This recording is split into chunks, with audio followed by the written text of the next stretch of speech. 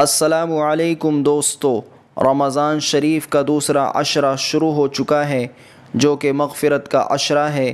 اس عشرے کے اندر اللہ رب العالمین اپنے گنہگار بندوں کی مغفرت فرماتا ہے۔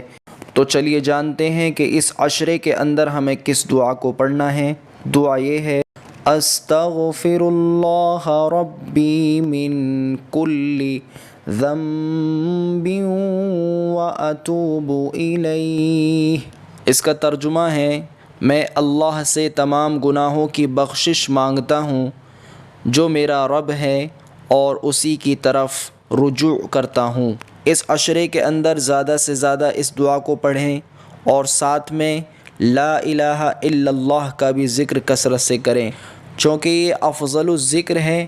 لا الہ الا اللہ کا کہنا یہ تمام ذکروں میں سب سے افضل ہے، اور الحمدللہ ان کلمات کو بھی کہا کریں۔ یہ افضل الدعا ہے، یعنی تمام دعا میں سب سے افضل دعا الحمدللہ کا کہنا ہے۔